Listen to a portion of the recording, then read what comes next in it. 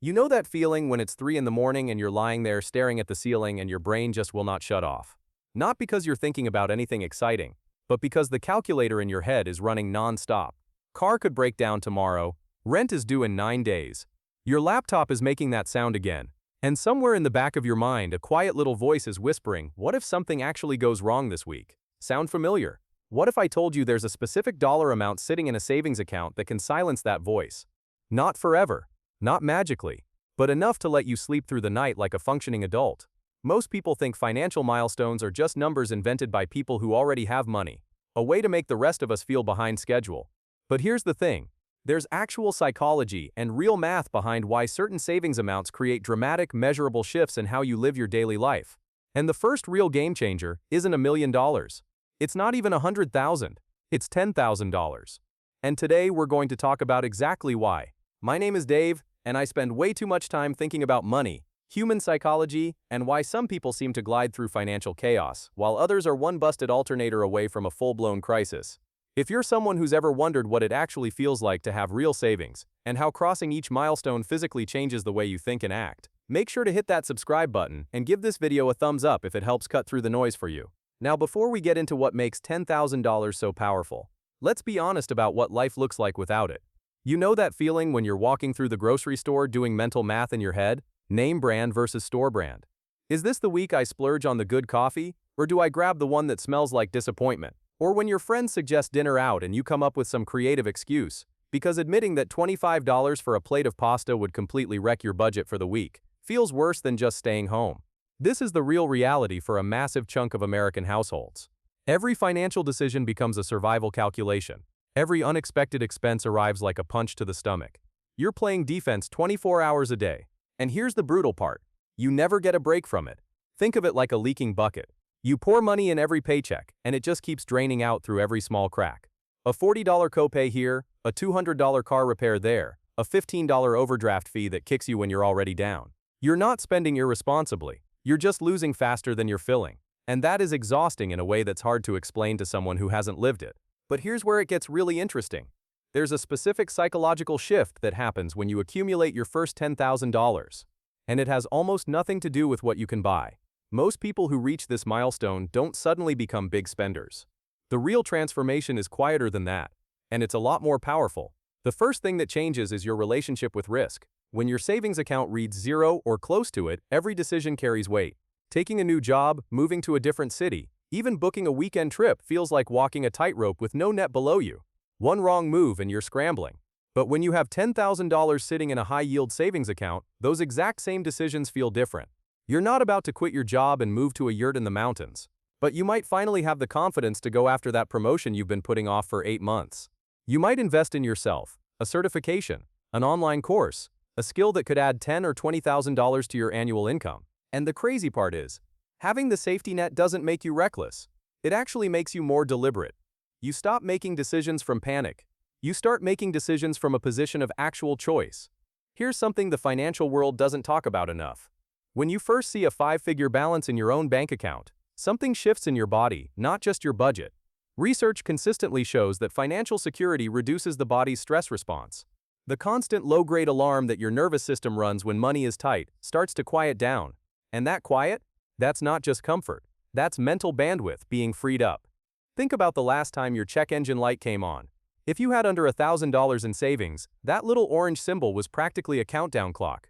You're already calculating whether to put it on the credit card, whether to ask your brother-in-law, whether to just ignore it and pray. But if you have $10,000 saved, that same check engine light is a Tuesday. Annoying? Yes. Catastrophic? Not even close. That shift from panic to mild annoyance sounds small. It isn't. Because when you're not constantly running crisis calculations in the back of your head, you make better decisions across the board. You sleep better. You're more productive at work.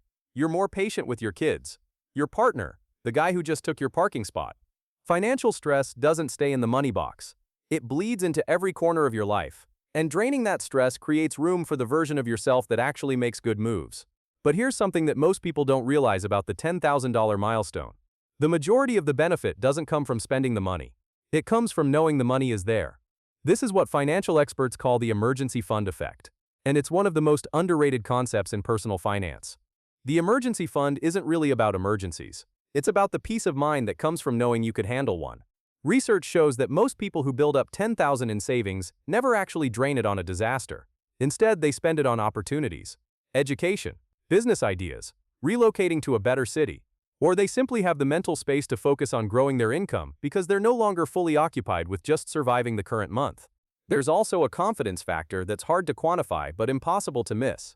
Think about the last time you walked into a negotiation, a job interview, a salary conversation, a vendor call, feeling completely desperate for the outcome. That desperation shows. People can sense it. They price accordingly.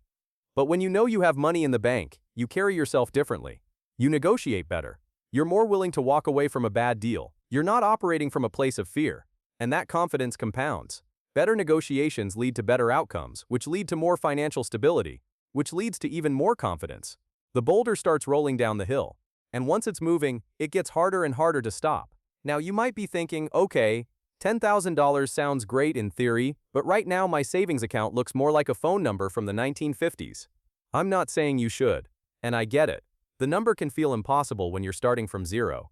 But here's what's fascinating about human psychology and the saving process. The hardest part isn't the math. It's not the self-denial. It's the identity. Most people approach saving money like it's a crash diet. They go hard for 90 days, restrict everything, white-knuckle their way through it, and then one bad week hits and they blow the whole thing. Back to square one. But the people who actually reach $10,000 and stay there, they didn't treat saving like a punishment. They started thinking of themselves as someone who saves. That sounds like a small reframe. It's not. When saving is part of your identity, not just a goal on a spreadsheet, your entire decision-making framework shifts. You start noticing money leaks you'd never caught before.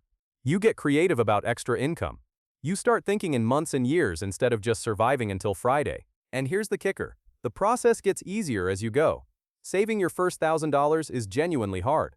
It asks something of you, but your second 1,000 is easier because the habit is forming.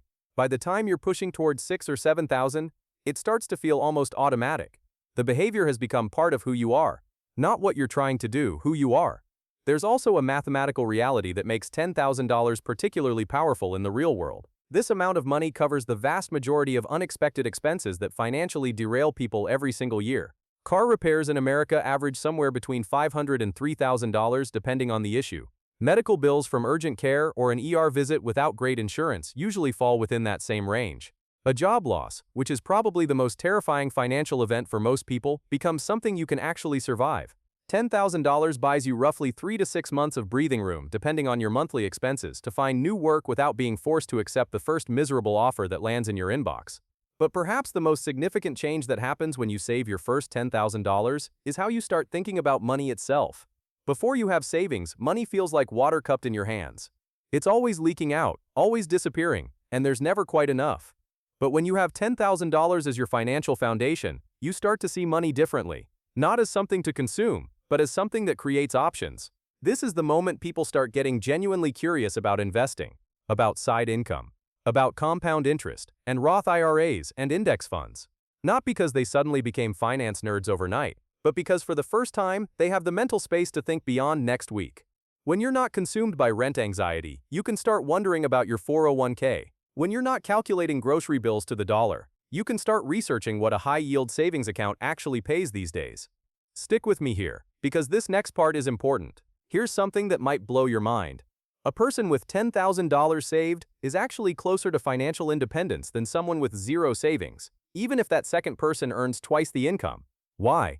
Because the saver has already mastered the most underrated skill in personal finance. And it's not earning money, it's keeping money. You probably know someone who pulls in 6 figures and is somehow perpetually broke. Great apartment, nice car, always eating out, always stressed, always 2 weeks away from a problem. And you probably also know someone who makes $45,000 a year and has managed to quietly stack real savings because they decided what they actually needed versus what they were just used to buying. The difference is never income. It's always mindset.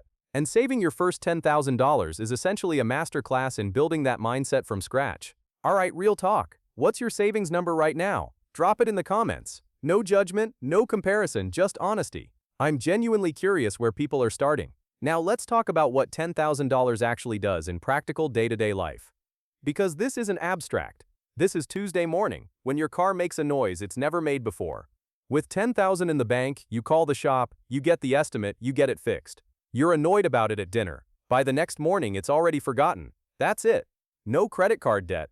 No stress spiral. No calling 3 different family members to see if anyone can spot you. Medical surprises, even without gold-plated insurance, become manageable. Most urgent care visits, standard ER trips, follow-up procedures, even minor dental emergencies. These costs rarely exceed what you've got saved. You handle it. You move on. And job loss, which used to feel like the floor dropping out from under you. 10,000 buys you 3 to 6 months of time, real time. Time to think clearly, apply selectively, negotiate properly, and wait for the right thing instead of accepting the first thing because you're scared. But here's what most people don't realize about having money saved. It doesn't just protect you from disasters. It opens doors that don't even exist when you're broke.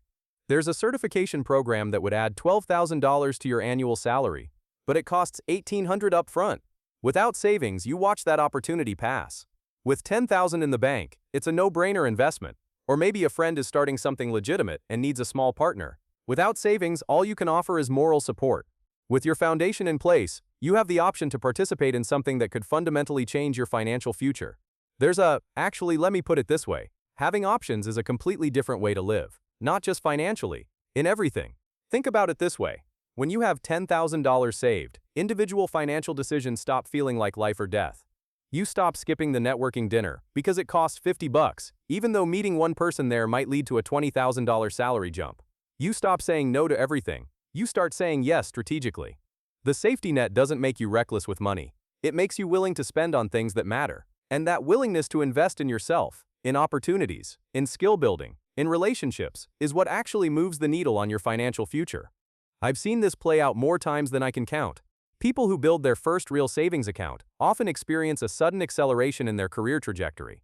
Not because having money creates luck, but because financial security gives you the confidence to take the kind of calculated risks that broke people simply cannot afford to take. That's the boulder reaching the top of the hill. And from there, momentum does most of the work. Let's talk about something nobody puts in personal finance articles but everyone experiences in real life. The sleep factor. Studies consistently show that people with emergency funds report significantly better sleep quality than those without savings. That's not a metaphor. That's actual literal sleep. Hours, depth, quality, measurably improved because the financial stress that was waking you up at 3 a.m. has been removed.